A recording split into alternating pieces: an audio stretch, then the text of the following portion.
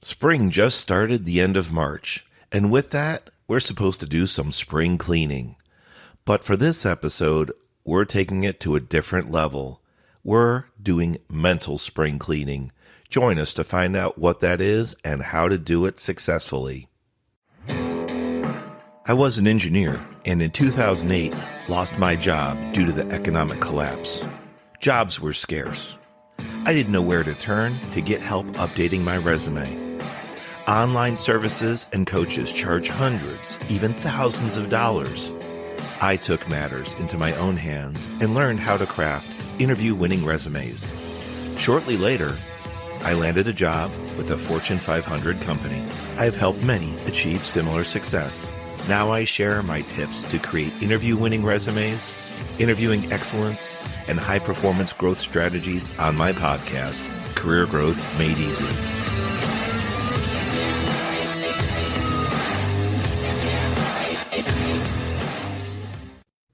Hey there and welcome back. I'm Craig Ansell, your host, and this is the Career Growth Made Easy podcast.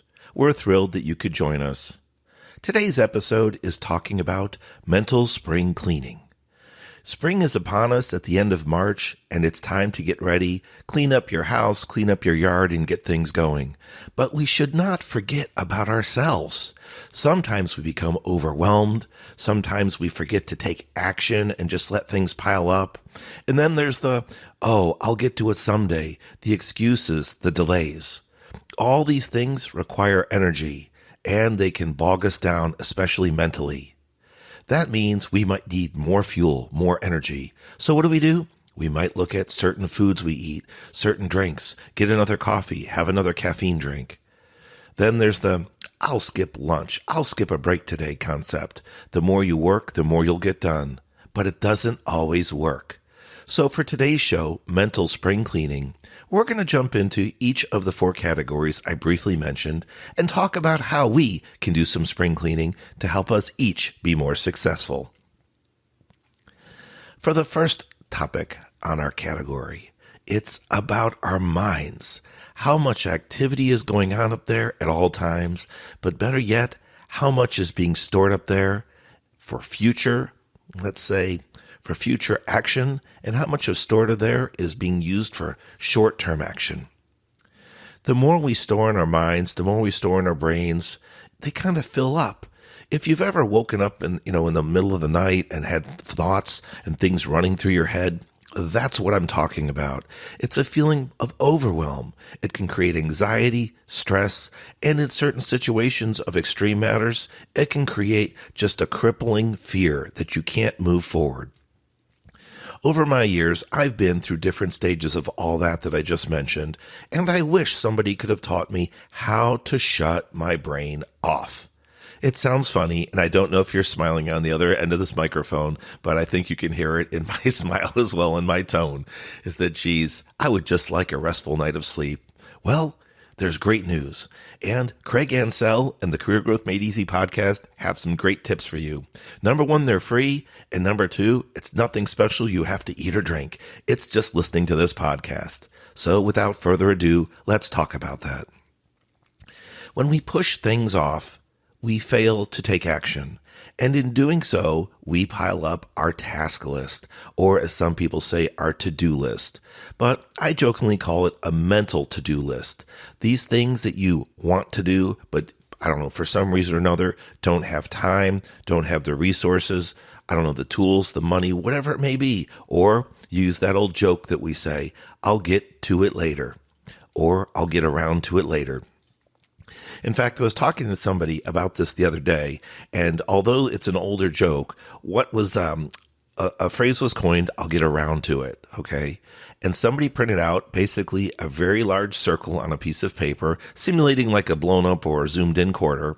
They cleaned up the inside and put the words round to it in the center. So then they cut this thing out, this piece of paper out. It was basically nothing more than, like I said, a round circle with the words round to it inside. So when somebody on their team would say, okay, I'll get around to it, Craig, meaning they won't take any action immediately, this person would hand out this piece of paper. I think, what the heck is this? Well, you said you'd get around to it. So they gave them around to it. It's just a joke to make people think, wow, I didn't choose to take action now, and somebody gave me something. Next time they say, I'll get around to that. They gave them another round to it. And at the end of the day or end of the week, people counted up how many round to its they had. And it was just a joke to see how many times they procrastinated, how many times they pushed things off. The worst part about this, though, although it might seem like an odd or fun exercise, was that all these round to its, these jokes that we make, we are pushing things off, delaying them, creating more and more tasks in our brain, in our mind. And that can help keep us awake at night. That can help keep us unsettled, create anxiety, stress, and in worst case, like I said, fear, paralyzing fear. So we have to do spring cleaning by being careful with what we agree to take on as tasks, and we should set dates and times that we're going to make commitments to do these things.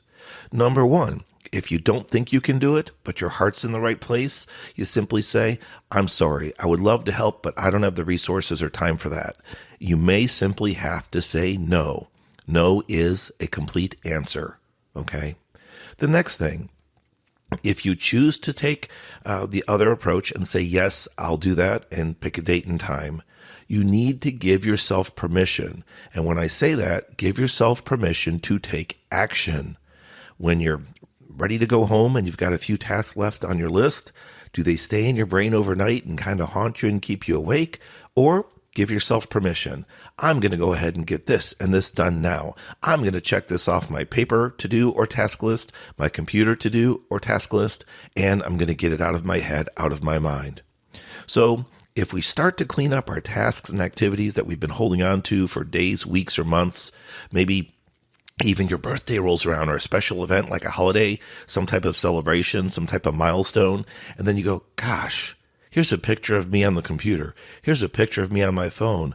I was going to do this, and that was a year ago on this special event, my birthday, this holiday.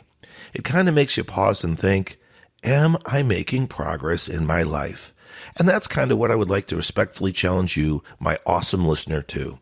Think about the things that have been going on for days, weeks, months, even years that you meant to get to. This show could be a good time to take a pause and just ask yourself, what are the things that are really holding me back? Am I seeing something every day at my home, my office, on the way to work, something in my vehicle that I meant to repair, so that I meant to throw out, something that I was going to donate or recycle? Maybe it's simply become trash. Take that action now. Do that physical spring cleaning, but it'll also serve as a source of mental spring cleaning. I don't know if you've ever had something nagging you and you're just like, oh, you know what? I need to do this. I need to do this. I meant to for quite some time. And then you do it. It could be something as simple as cleaning out your vehicle, or maybe you have a small trash bag in your car and it fills up. And you're like, I'll get to it. I'll get to it. I'll get to it. Like I was talking about earlier, I'll get around to it. And then you do it. There's that, at least for me, that slight sense of just release, that sense of success, and it's just refreshing. It's kind of new burst of energy. And all I did was throw out the trash or clean out the garbage bag that I have in my car, whatever the case is. Now that sounds something simple, and maybe you're laughing at me or with me, and that's no problem at all. I don't mind sharing. But these little achievements, these little successes can pile up and make a big difference in your life. So the things that are nagging you at the middle of the night, maybe when you wake up, and sometimes you're in a cold sweat, nervous, upset, try to remember what they were. If you want, log them down at the side of your bed on a piece of paper with a pen or pencil, old school, or jot it down in your tablet, your phone, your computer, whatever you have. Eventually, you'll start to take these actions like we're talking about, and they'll come out of your brain onto paper or computer. You'll clean them up, check them off, and they should be gone. But the only way you're going to do that is by recognizing what keeps you up at night or what bothers you and causes stress or fear, and taking action to complete them. So remember that. Identify them, then take action. Give yourself permission to take action. Next, we talk about things that are just always in our minds. Oh, I've got so much to do, Craig. I have so many tasks, so many action items, so many projects. Oh, you wouldn't understand. I'm responsible for so much.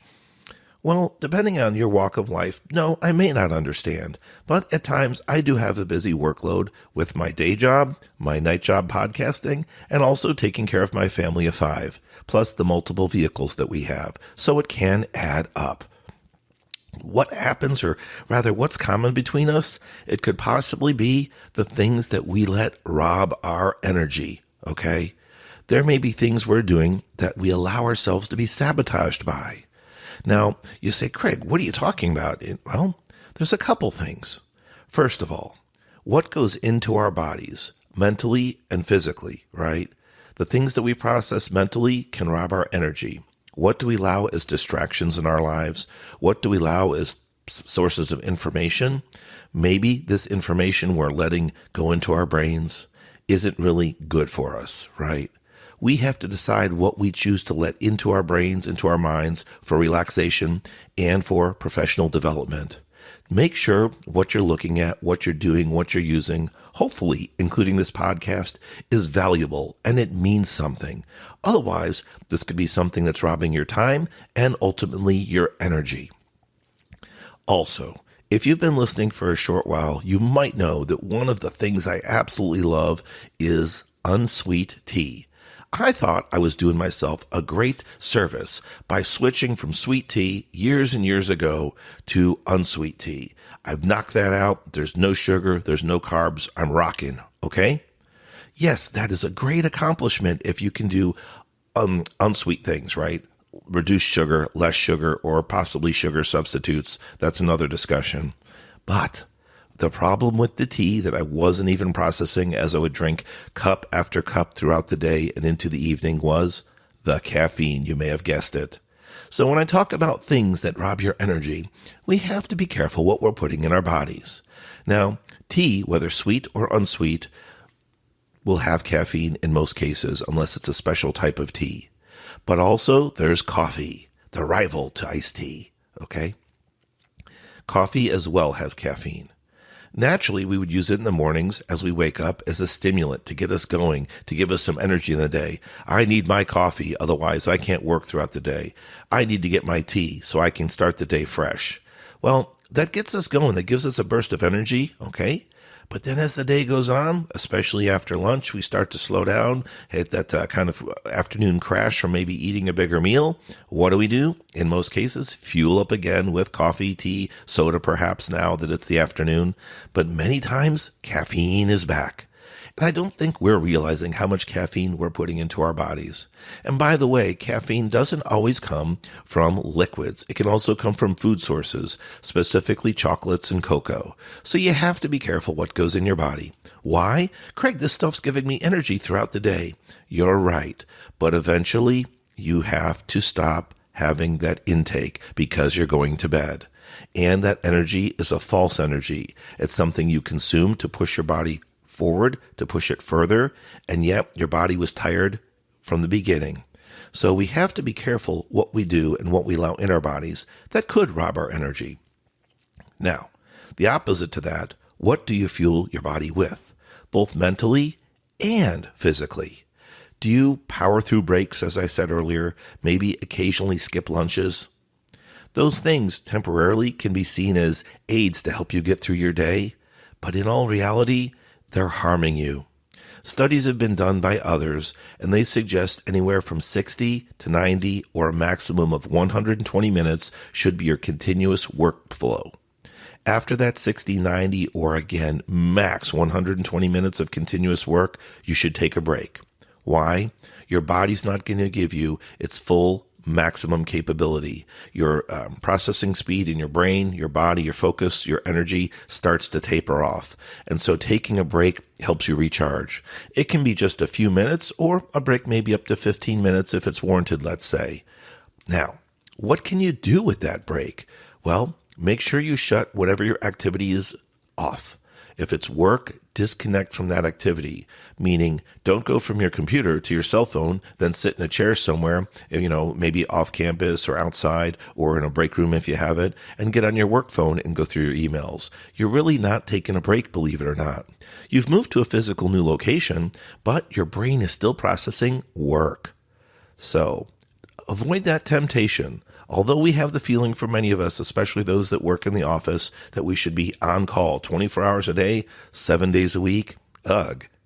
It sounds great when you say it, but it's also like, man, I actually have to find some time to take care of myself and sleep, right? Well, these breaks can really help you out. So make sure when you take your breaks, and I strongly recommend that you disconnect from your media, disconnect from your, social, disconnect from your office environment, your computer environment as best you can, even for a few minutes. And then what do you do with that break time? Do you switch and maybe read a book?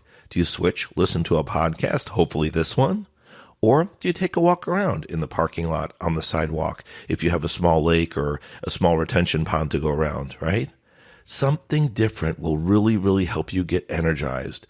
Then you can come back in, switch gears, and start a new refueling cycle, working on that next 60, 90, or 120 minutes. And then let's not forget, not only our short breaks, maybe in the morning or afternoon, but especially lunch. Take the lunch break that you've been granted is my recommendation. Why? Because if you quote, quote, power through lunch, like a friend of mine says, you might get some extra work done, that's true, but your level of performance typically drops, especially because you've already been working prior to lunch and you didn't take that natural 60, 90, or 120-minute break point, right? If you don't take that break at those times, your productivity will continue to drop. And at the end of the day, you might just wonder how much you truly got done. So closing up the episode, we talked about our minds, what's loading us down, what permissions we have to take action to move forward, to set ourselves up for success, things that rob our energy by what we put in to our bodies mentally and physically, but also what do we fuel our bodies with, the choices we make. And make sure that you choose nutritious meals, nutritious food, good choices for calories. Try to cut down on things that are heavy in certain, carbs and fats and things. Maybe lighter, mix up some meals. Again, I'm not a nutrition specialist, but just try to mix things up and see how you feel after that. And if you have any questions or concerns, always reach out to your doctor. Hopefully you're getting those regular checkups because that's important too. I know many of us, and I'll admit it, including myself, have had some adjusted schedules because of COVID. Even though it's tapering off, some of us have had pauses in going to see our doctors. It could be our eye specialist, dental care, vision, whatever it is, right? But we need to re-engage in those services. For many of us that have full-time jobs, we have some type of healthcare benefit, and I strongly recommend that you take advantage of those benefits. That's part of your package, including your pay. Thank you so much for listening to the Career Growth Made Easy podcast. I have been your host, Craig Ansell.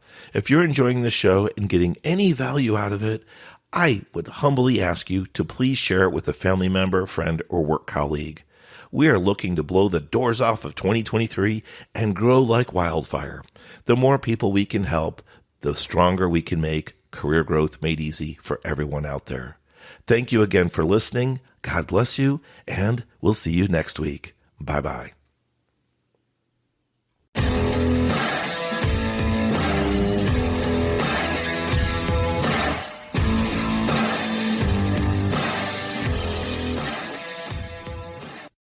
Thanks for watching. If you've enjoyed this episode, be sure to subscribe to our channel. New episodes every Monday. In the meantime, why don't you follow us on social media at Craig Ansell on Facebook, LinkedIn, and Instagram. To book a coaching appointment, download our free guides, or join our email list, check out the links in the description below.